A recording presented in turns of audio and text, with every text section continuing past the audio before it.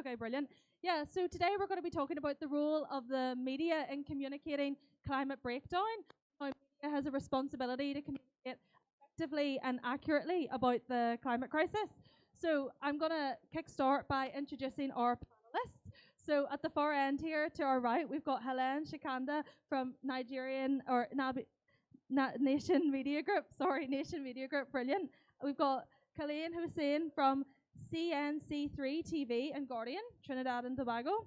We've got Fekry from Sada, Elbalad, Egypt. And here we have Tharushi Weerasinghe from journalist at the Sunday Times in Sri Lanka. We've got Vivian to my left, a journalist at Cable Nigeria, and then Paul, who's a news editor at Nigerian Tribune. So if we could all give a warm welcome to the panelists, that would be brilliant. But first off, before we ask a question to the panelists, we want this session to be really interactive. So I just want people to raise their hands if they think that the media do enough when it comes to communicating on climate change. Raise your hand if you think the media do enough. Okay, so raise your hand then if you think that there's a lot more to be done when it comes to the media communicating on climate change. Okay, yeah. And does anyone want to maybe kick us off in the audience by explaining like where you see the gap, what you want to see the media reporting on more? If anyone's brave enough to say. Or, well, I can start by asking this question to my panelists then. Okay, so Helen, maybe you want to start us off. Do you think that the media do enough when it comes to communicating on the climate crisis, and where do you see that gap?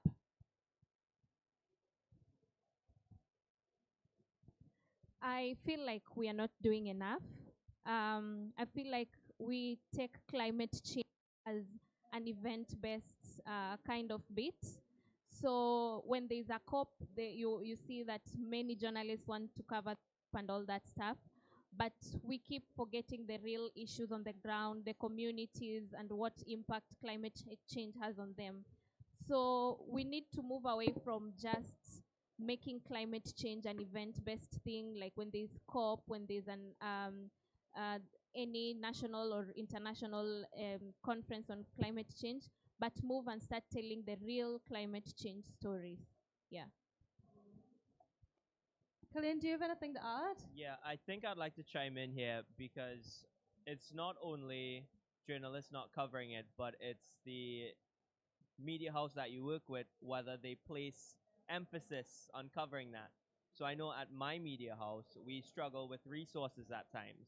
Resources are deployed to the hard news stories rather than climate change stories that require a bit more time, a bit more resources and interviews to actually be conducted. Rather, they will send a cameraman or a photographer to shoot that. It's a hard news thing because we work on a news cycle. So I think it's very difficult to cover climate change when there isn't something that's topical within that news cycle. That's a challenge that I face in Trinidad and Tobago. Tharushi, what do you think then about the role of the editors and this kind of thing when it comes to communicating? Because Kalain raises a really important point there, and then make sure you. So, I mean, editors at the end of the day, they're the ones that face the, they're in the line of fire where our shareholders and the people who put in money into news houses are concerned. So they are always under stress to have stories that sell well. So sometimes we find these conflicts of interest. If, say, a big polluter is a huge advertiser in your newspaper, then the chances of a story against said polluter going up are pretty low. So that is something that I've seen news houses in Sri Lanka struggle with quite a lot. And I mean, you have the the good editors who go ahead with the story anyway, but this ends up costing the newspaper quite a bit, which in turn affects our resources to then investigate the climate change stories that do come up. And climate change stories are already underfunded as it is because I mean, we're still learning to incorporate climate change into other stories, but as of now, standalone climate change stories don't sell as well as the sensational news that comes up. And I don't know if you have a response to that, Vivian, in terms of the responsibility of the media from your perspective. Okay, I don't know if Okay, so for me, media has a huge role to play when it comes to effectively communicating climate change. So I feel like the others have said there's a gap. Journalists sometimes, I think what I've noticed in my country and my region is that some journalists don't yet really understand the concept of climate change. There is that education gap. So most of them are struggling to report on climate change. So sometimes it's not necessarily that they don't want to report, but because they don't understand the sciences, they don't understand the facts. So it's difficult for them to communicate that to their audience. So they would rather maybe go for maybe easier topics like politics and all of that. And then thinking about looking at it from the editor's perspective, let's say for Nigeria, elections are coming up in 2023, and then you're filing a climate change story and your editor sends you a political story, and then you're like, oh, I'm doing something on climate change. He says, oh, please drop that. Go ahead and do the politics story. So it's more like this is more important than this.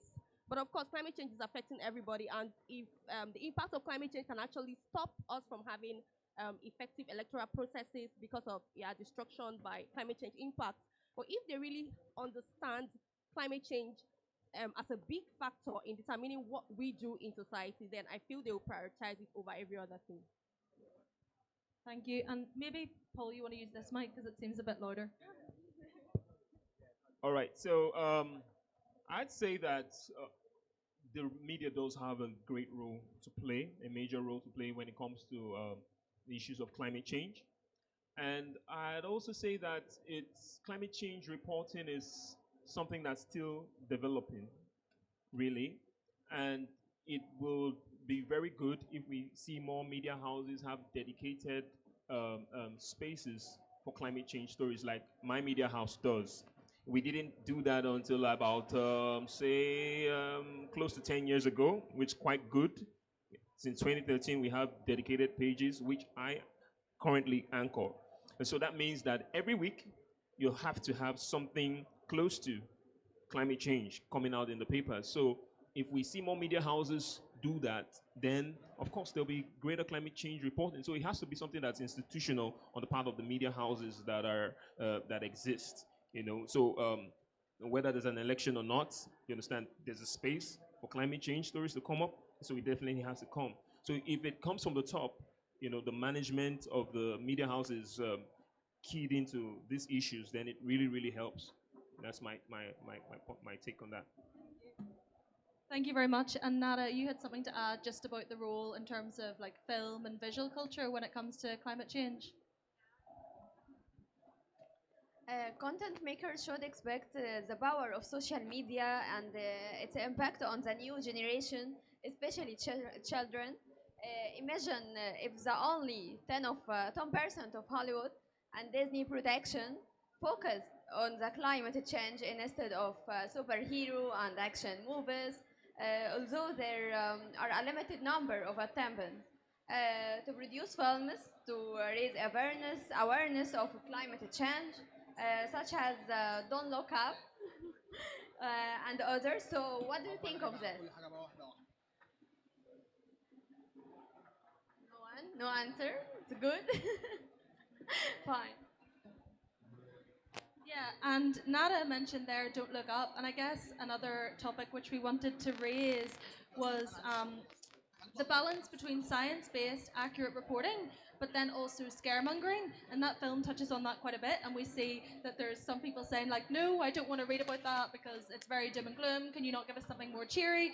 And a lot of the time the climate news isn't very positive, and in some ways when you're writing about it every day, it can feel like you're delivering negative news, and also by definition it's not really newsworthy because a lot of it is changing, but not in any sort of like hot, sexy way, if that makes sense. I don't know if any of you want to come in on that. I'll just leave that open. So I mean, something that being here at COP has done for me is, it's sort of opened my eyes to. Solutions journalism has always existed, but there's so much access here to solutions because you see what other countries are doing. Countries like yours. Sri Lanka, for example, struggles a lot with certain like finding solutions to climate change impact. But being here, seeing how other island nations are doing it, seeing how other developing countries are dealing with the climate emergency, it gives me the knowledge and the access to expertise I need to report solutions to the problems that Sri Lanka faces. So I think solutions journalism is like quite a good, it's a good angle to take when you want what you're reporting on climate to be a bit more positive, because you want people to have hope in the fact that this is a fight that we can win as well. So I think it's important to balance the, yeah. I think I would echo that as well. I mean, yeah, I'd like to echo what Tharushi said as well, because it is difficult to get a story into the news cycle without having a sexy fear-mongering headline. Even though the editors may assign that headline, your article really should be a solutions-based report, including the scary things that are happening today, but always framing it in a positive light. I mean, it's difficult to do that for all stories, but I've managed to do it when it comes to covering flood coverage, doing anything with sea level rise and coastal erosion in Trinidad and Tobago. It is difficult, but it can be done. I mean, yeah, because I mean, it's important to make sure that we don't, minimize what the impacts and the severity of what's going on. But yeah, definitely including solutions journalism can play a big role in the media's part, in acting as an educator, on climate change for stakeholders. Because sometimes even policymakers get ideas from what we write. So.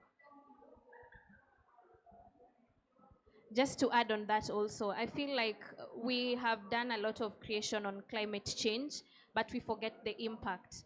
So if we can communicate to have an impact to a community, then that will be life-changing. Because I interviewed someone in Kenya where there has been drought for about 3 years, and they don't know that this drought is linked to climate change.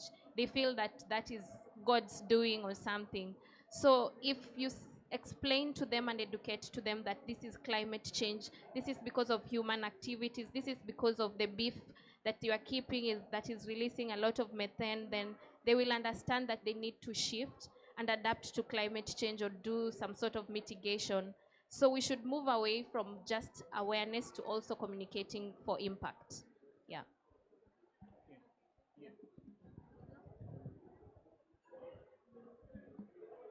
Yeah, you'll be surprised to know that there are people who don't believe climate change exists. Yes. So, just like Helen said, connecting the dots, showing the impact is really important. For example, we had everybody's heard about the floods in Nigeria, over the last couple of months. And the story was that it was due to a dam in neighboring Cameroon, and that was opened up, and that was why there was excessive flooding. But then the Minister of Water Resources came up and said that this was due to excessive rainfall. And so what causes excessive rainfall causes climate change. And now when we start to connect the floodings with climate change instead of a dam, then it begins to make more sense, because the impact of the floods was great, and people were like, oh, why was this happening? Why did this happen? Or was it a human error? Was it just a government didn't do what they were supposed to do at a certain time, as in like just like physical? It would be better if we had told the story that this is all about climate change, and so it begins to stick little by little in people's minds that this thing really exists. So I think that's a very, very important thing that we need to do when it comes to reporting, when we can link, because like I said, there are quite a number of people that don't believe in climate change at all. So when you can connect the impact, you understand, with your story and point it to climate change, then it begins to create a reorientation in people's minds. And that's really, really necessary. Okay, so I think I want to say something. Sorry, in one of my reporting, I visited some of the communities and women farmers and people who have lost their loved ones as a result of the flooding in Nigeria. And something else I think that journalists should try to do when they talk to people who have been impacted by climate change is to let them know that, oh, something is being done about this, right? So when I went to the communities, I told them, okay, there's a conference coming up and it's about climate change, and it's about how to address the problems that you're having. Because one thing what happens is over 600 people have died in Nigeria as a result of flooding. And then everybody's like, oh, it might be me next. Maybe like when the rains come next year I could lose a loved one as well, or I might die as a result. So, but when you tell them, oh, there's something being done about this, and maybe next year there's going to be like infrastructures put in place to like help you, I think it gives them some kind of hope.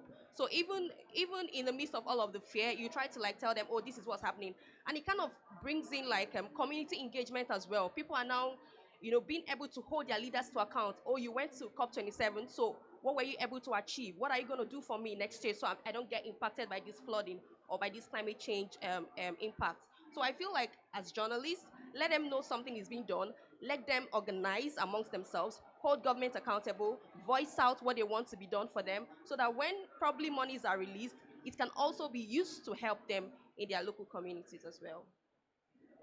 Yeah, thank you all for those responses. And Paul, when you were talking about people who say climate change doesn't exist, we all know, like on Twitter, we can see that a lot with responses to the journalism that we put out.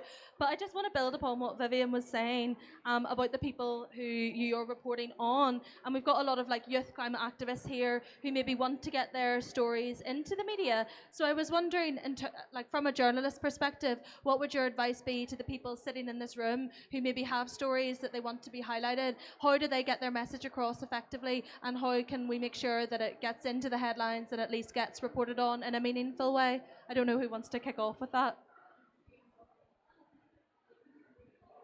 So something that I do in Trinidad, and I mean even here, if anyone wants to talk to me, is that all it takes is a simple interview, and it will get carried on some platform, whether it's online or on the newspaper or even in our primetime newscast. It really is just a story interview, and I will take it from there depending on what information you give me, and it's really just a simple interview. Just reach out to a journalist and reach out to multiple and see who takes the bait. My message may be to climate activists. I feel like it should be more than just the talk, but they should walk the talk. If you're going to talk about ending fossil fuels, what are you doing about it yourself? So if you show people what you're doing as an example to them, and not just going to conferences to talk and talk and talk about it, but actually doing it, then that is more impactful than just talk and no action. Yeah. Yeah, like Helen said, I mean, we all know that even journalists like clout. So if you, I mean, I know this can be very unfair because you're already doing so much good work, but it is important to make sure that there is a story to tell apart from the message you're bringing, because because journalists look for stories, and it works, and your the chances of your message getting out there are better when you have a story attached to it. It's just, yeah. It comes back to that solutions piece, like having a solution. So I think for me, climate activists should like try to also speak up, because there's some times when you're trying to get interviews with them and some of them are not coming through. I spoke to a particular climate activist who is doing so much on the ground, and she goes, oh no, I don't talk to journalists. I'm like, you're doing so much already. People should really know what you're doing, the solutions you're bringing. So I feel like they should talk to journalists, reach out, let us know what they're doing so we can amplify their work. Just like Kalain said, you want a story out, talk to a journalist. It's as simple as that. And of course, and talk to more than one journalist, because not every journalist will have the opportunity to get your story out. And of course, and then just like Hellen said, you have to be real also. You shouldn't be doing it for clout, because sometimes it's cool to campaign about climate change. In my country, there was a time that it was just something cool. Hey, let's campaign about climate change, and people just do it just like a passing fad. It's not, there's no real passion to it, and I don't like doing things that are just for show. Seriously, people are like that. So I like to see track record in what you're doing. If you're going to be talking to me, I'd like to be able to see that consistency in what you've been doing, so I know you're not a fake, and you can be sure you'll be my partner for life in this climate change issue. So that's it. That's it. People need to match their words with actions, and then talk to as many journalists as possible, and then you'll be good. Thank you. And I guess it's also helpful to reflect upon the medium of the journalism because you have radio, print, TV, so many ways for people to get their message out. So, in terms of messaging and in your own personal experiences, what do you find the most effective for particular stories? Like maybe the more technical details suits print, where people can read about it at leisure. Maybe some like fun, like climate stories, maybe positive climate stories, suit like radio or TV. Do you have any reflections on this?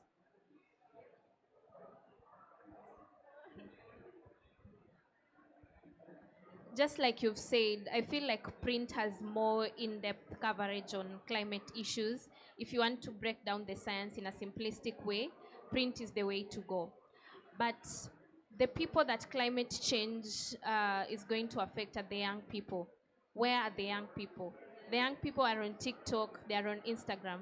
So if you can package your stories in a way that can be consumed by audiences on TikTok and Instagram, then that way you're going to communicate in a good way. But if you stick to print, which is, I'm not going to say it's dying, but people are moving away from print journalism to digital and multimedia and all that stuff.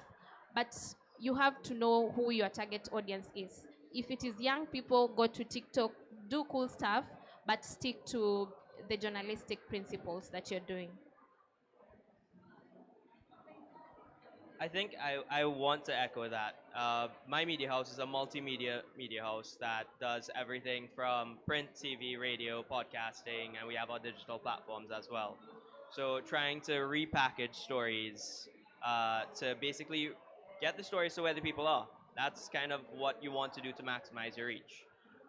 So I would, have a very simple TV story, but also tell people to read more about it on our print vision or digital vision, and then go really in depth on the podcast version of it. And then for TikTok or Instagram, we would use either some of the most impactful images or impactful video and do a very short voiceover, but also tell them check out the rest of the story and link it in our bio.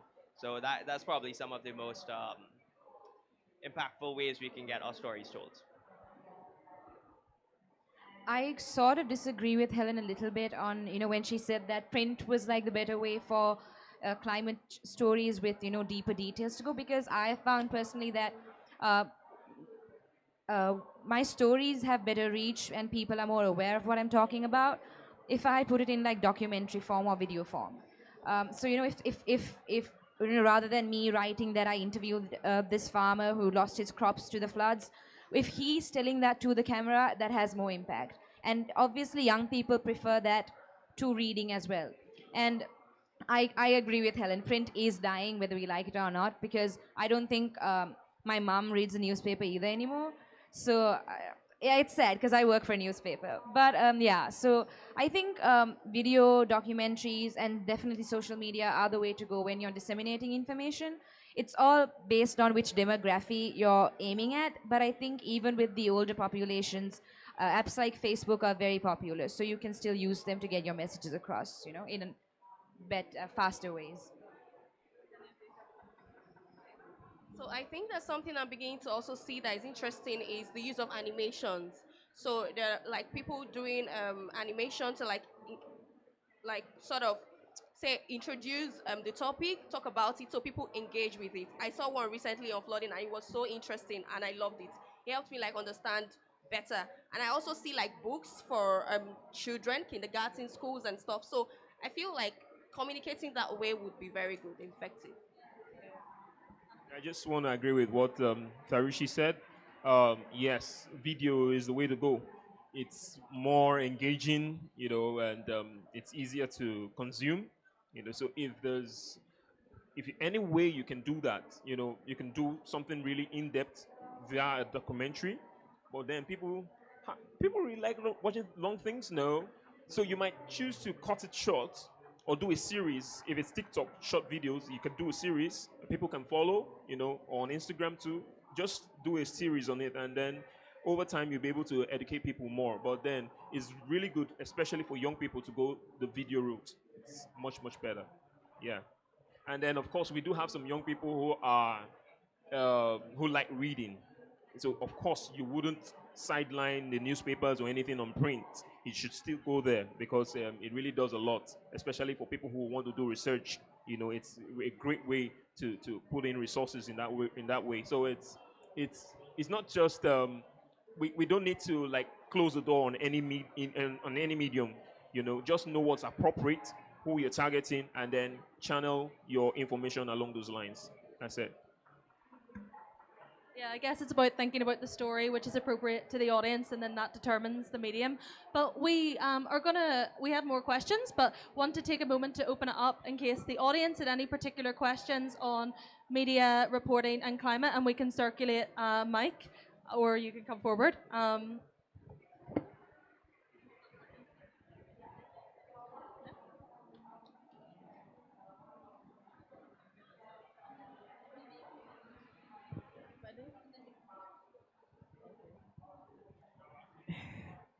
Hello.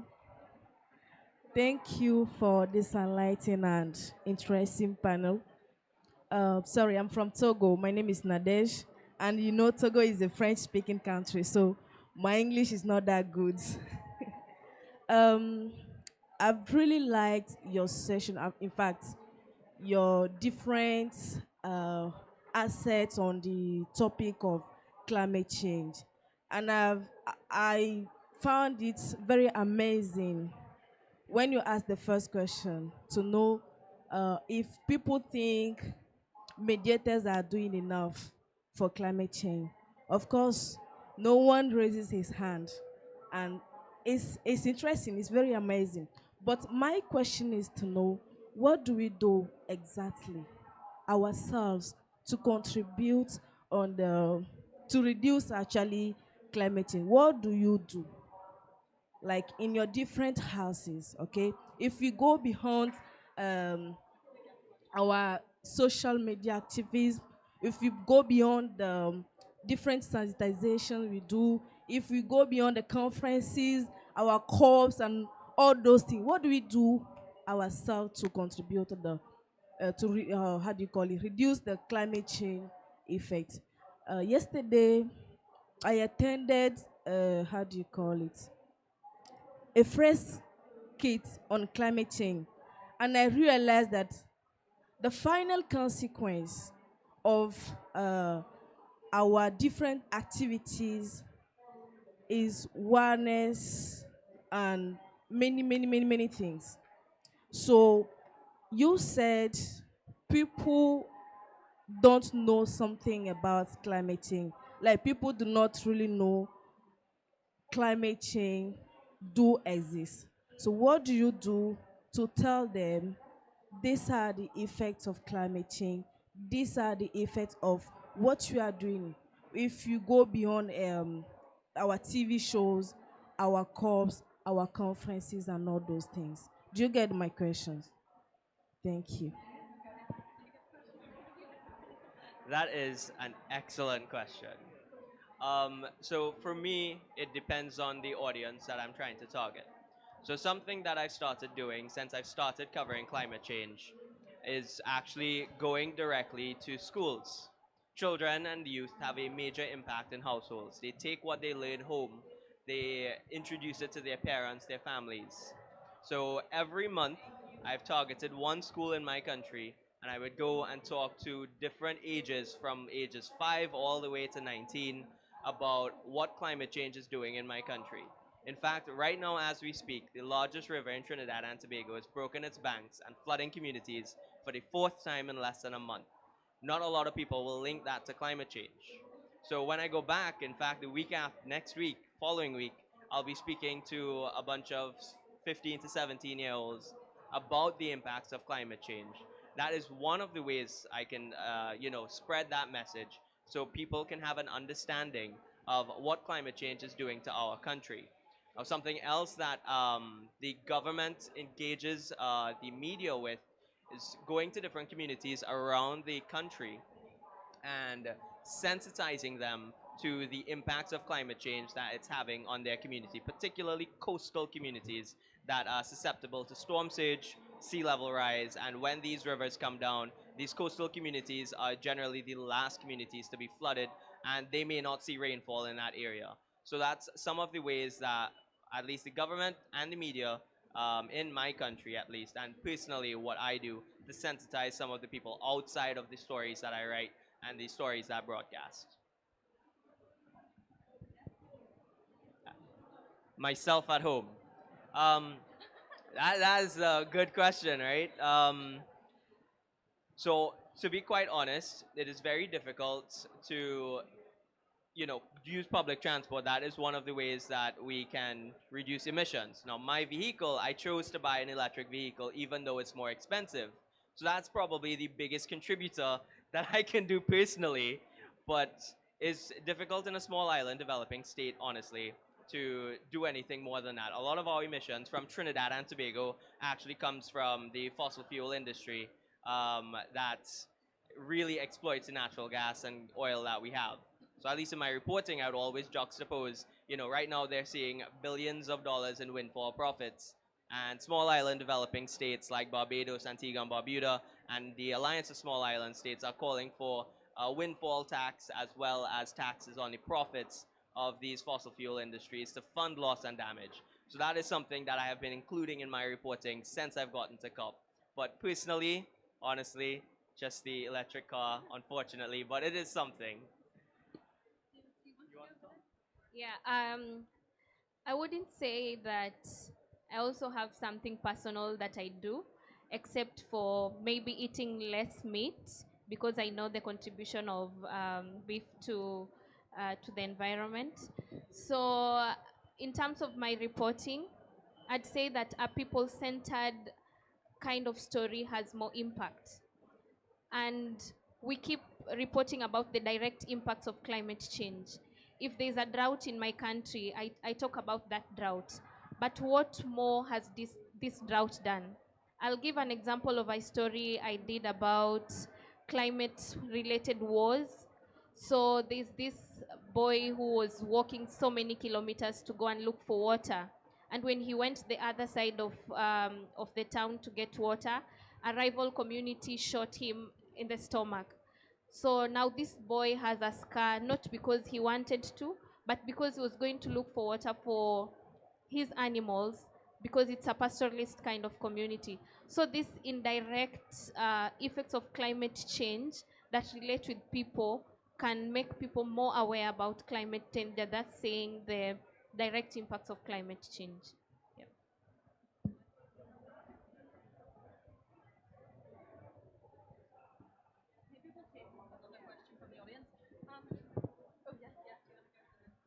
Okay, thank you so much for that question because I feel like as young people reporting on climate change, we also have to like do our part, because sometimes what drives me basically to go to communities and talk to people about or like do some kind of reporting is because it also affects my future as well.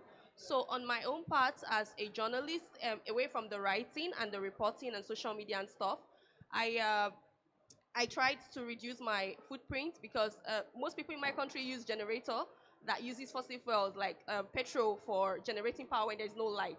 So I didn't want to do that, so I had to stay months without, sometimes when I don't have light, I stayed months and I saved up money and I bought an inverter for myself. So I didn't want to contribute to the emissions in the environment, so I did that. And I also reduced my intake of carbonated drinks, so I can also reduce my use of plastic bottles in the environment. And I recently also volunteered with an NGO to like visit communities, sensitize them on climate change, and break down some of the climate change data. So basically, that's what I do. And recently, we're doing a petition to force governments to do something about the flood victims in Nigeria. So personally, that's what I do on the side. Yeah. Well, for me, climate change is a big issue, and there's only so much a person can do. But for me, I kind of like give particular attention to groups. I go out of my way to get to know groups that are doing things that are taking climate action. I actually go out and I seek them out. They don't come to meet me, I go and meet them. That's something that I do personally. And then something else I do is, like she said, talking about plastic. Um, Most folks in my office will buy a bottle of water, plastic water, every single day. And that's going to be 5 bottles of plastic each week. And that'll be 20 in a month and 240 in a year. So I don't do that. I got myself a water bottle, and I put water in it, and I take it to work and bring it back and fill it again the next day. Sounds good, right? Thank you. Yeah, thank you very much, because I think it's important to recognize a lot of journalists are telling people what to do or advising about the right thing, so it's also really important that they live by example to a certain extent. Did we have another question from the audience? Brilliant. My name is Kingsley Obenchire. I'm with the Ghana Broadcasting Corporation, so I write myself and also handle programs. I want to commend the efforts of colleagues who are seated at the other side, because they've all acknowledged it is not easy to take on very technical issues and get a mass following. So that's one we must all acknowledge at every point in time. But the good thing is that you are not giving up. And I'm also impressed by the fact that you try to live what you tell the people to do. Sometimes what we can point out is that issues about climate change connect to the livelihoods of people. And that is always what makes it so difficult for them to change. Changing from it makes it difficult for them to ask, so what do I do next? So most of the time, what we try to do is to raise awareness about the fact that what are the alternatives? What are we pursuing? And when we are talking about this, it means that even the country's nationally determined contributions are important. So we are looking directly at the country we are talking about, because there is no one silver bullet that tackles everything. And the impact differs from one community or country to the other. But we can all attest to the fact that now if we talk about flooding, it is not just about Ghana, it is not just about Nigeria. In fact, there was a day when across the west coast of Africa, every country seemed to have experienced a bit of that flooding. So it shows the extent to which we are pointing out to people that what is happening is not normal. We used to know our rainy seasons very well.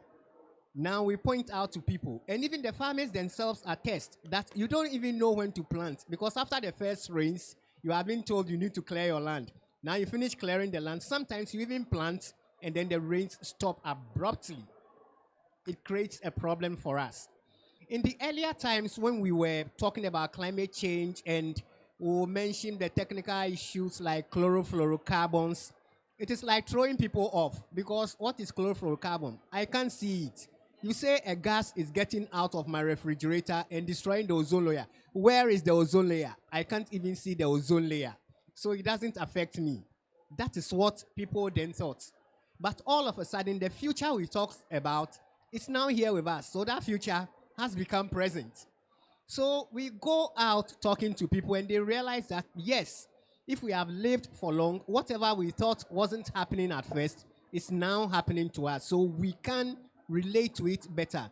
And it's good working with such people gradually to accept the fact that if we don't give up, at least we can achieve something, because whatever impact that was spoken about that looked like classroom work is now very practical. So I would say that the little efforts you are putting in, you shouldn't stop. Because you talk about politics, you have mass following right now. When you open lines, so many people will call. You talk about all the technical issues about climate change. No matter how you break it down, people will either come and criticize you and tell you, now this will go chop immediately to create more problems for you. Or they will say there are other corrupt influences happening. You won't talk about it, but you just want to talk about climate change. So for me, I just want to commend the effort so much. When you don't relent, you build a mass of audience who always want to find out what is happening next. And let's relate it more to the people, the local lives, how it is affecting them, what has changed. And when we start building on what has changed over the period, it gets people really aware. And as my colleague there said, targeting young people is important. They know how to also go and influence the people at the base and their own parents to tell them that, yes, something is happening. We don't want to be affected. We want to thank you so much continue with the efforts. Thank you. Thank you very much. Is there another question from the audience to build on any of the points that have already been raised? No? Well, I guess when the young man was talking about carbon and visualizing gas, I think that's really important because a lot of the time in journalism we're using a lot of like technical words like net zero, carbon, things that the ordinary person, like sometimes like their abbreviations, a lot of acronyms, things that ordinary people just sometimes find quite inaccessible. And I don't think that often we realize in media how far we need to break it down and how we need to communicate in a way that's relatable and relevant to people. So what do you think about the role then of media as almost a tool for environmental education?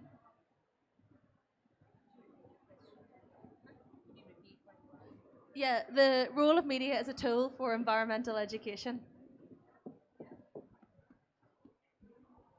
So my day-to-day job is the weather anchor at my company. A lot of what I have to do daily explain what is happening outside in an extreme weather situation. So I think the role of media is incredibly important in educating the public about the climate change, the environment, the weather, and linking it back to climate change is always an important point. And another important thing I think is to make sure that our reporting, is also gives readers access to new information. So I come from an island nation, and I attended this workshop a couple of years ago where I learned about ocean acidification. Now, because I attended the workshop and I learned about it, I could write about it, and then my readers could learn about it. Because otherwise, these are not things that we are capable of coming up with, on our own. So I think as media, personnel, we need to put in the effort to keep up with, the new the sciences, and just make sure that we are on top of our research and that we know what's going on, so that any reporting we do is current and relevant and accurate. I feel like as journalists, it beats logic to write for an audience that may not understand. So if you're going to write a science story, you have to break it down in a simple way. I keep telling people that the reason why I got into science journalism is because of a book I read. It was written by a doctor. It's called The Gut by Gilia Enders. So this book has been broken down in a very simple way. It is about microbiology, but you have relatable things inside there. So if you can write your article or do your video in a very simple way, then you're going to serve the purpose that you're meant to. You're going to educate people, because you can't educate people by educating the people that already know. If you keep saying net zero and people don't understand what net zero is, then it beats logic. So you have to break it down in the simplest way, give relatable examples, and that way you'll have managed it.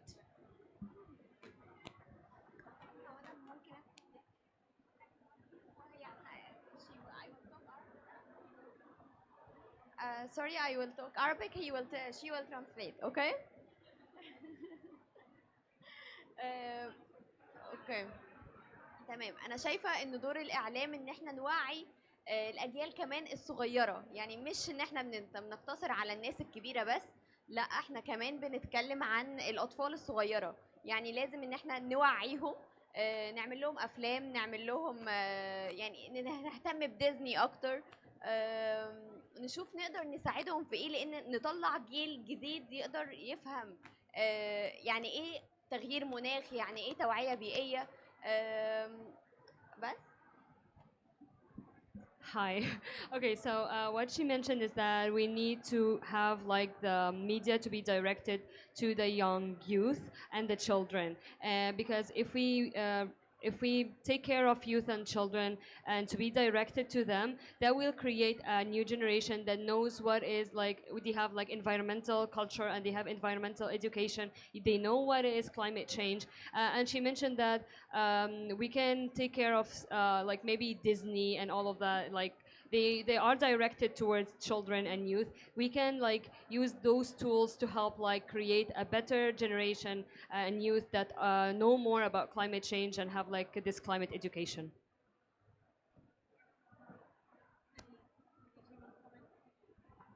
Okay, so I would say for me, journalists, away from all of the special reporting or maybe like special stories that we do, I feel like we should do more of explainers, right? So try to maybe like in a week pick out one climate change concept and do an explainer on it. So sometimes even in my media house, what I try to do is every week I do climate facts. So I just pick out like simple facts and say, oh, this is this or this is that. So it helps people to like pick one of it and say, oh, I know something about climate change. So it's easier, right? So explainers, insights, oh, what is net zero? Just break it down to say, oh, this is that. What is COP? This is this is that. So that even when you do special stories and you mention those concepts, and you can link back to an explainer you did, someone can go to like understand better what it means. Yeah. Okay, to educate the public through the media, you need to use simple language. Just use simple language. Whatever things there are, concepts, use simple language to explain it because the public is a general public. You're not talking to academics, you're not talking to professors. Not even everybody really had a very good education. So just use simple language in communicating and you'll be doing a good job, in educating the public. That's it.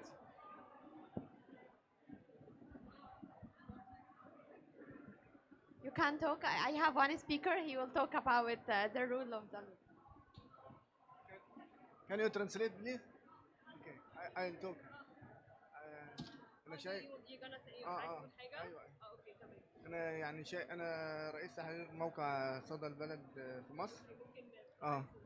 وطبعا دور الإعلام مهم جدا في التوعية بالقضايا المناخية وكمان في تحسين الوعي يعني الوعي بالنسبة سواء للشباب أو للكبار دور الإعلام مهم للغاية طبعا وبالنسبة إحنا النهاردة في البافيليون بتاع التشيلدرن أند يوث فطبعا مهم جدا كمان الإعلام التعليمي يعني أقصد إن يبقى فيه زي يعني برامج توعوية من خلال المناهج التعليمية نفسها يعني يندرج في المناهج التعليمية وطبعا ده هيخلي كمان بالنسبة كمان للدول النامية اللي كانت مش مهتمة بقضايا المناخ بشكل كبير ان هي تركز على الموضوع ده فالإعلام ليه دور حيوي طبعا.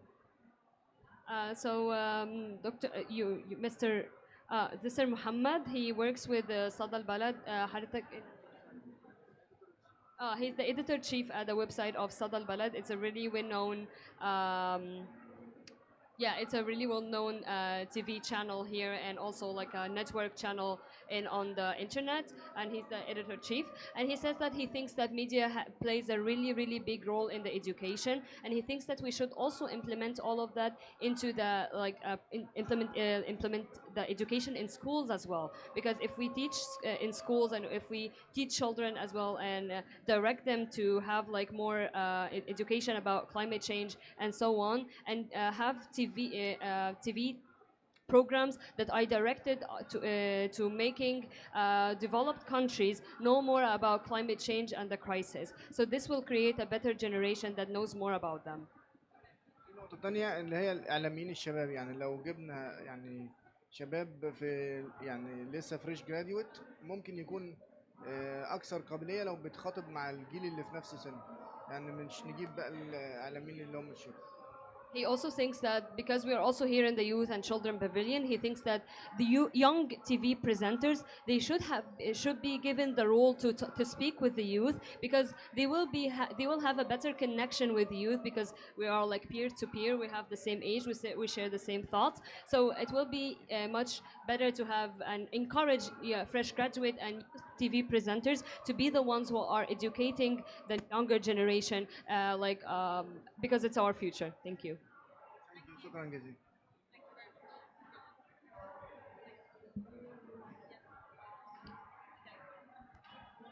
Cool, so I think we're going to close, but I just want to ask the panelists one question, and it's really, really short. I just want you to tell the audience one topic that you're going to hope to be reporting on in the next few weeks or next few months. What's one thing that you want to be focusing on? Obviously, it'll depend on what's happening in the environmental political landscape, but is there a particular topic that you want to focus more on in your reporting? And we'll start from this side and pass the mic down.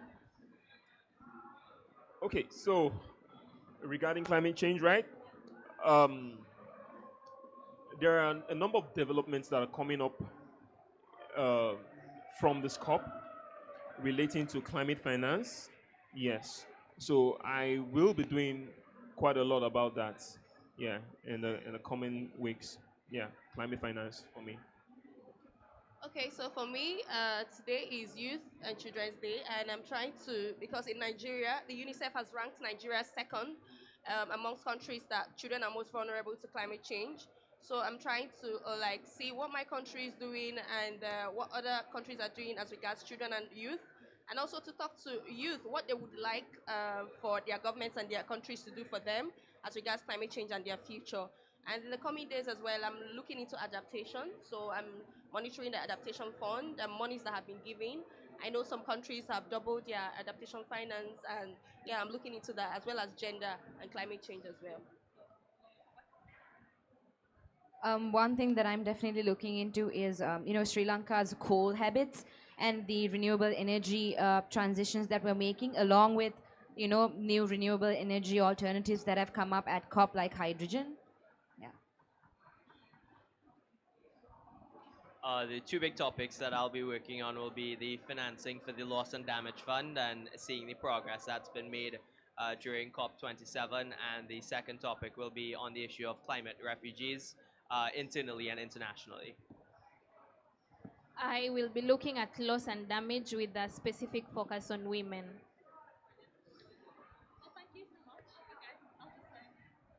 Thank you very much for coming. That's the end. I'm sure if you have a particular question for any one of the panelists, they would be really happy to take it. But thank you for attending and hope that you enjoy the rest of Youth and Children's Day.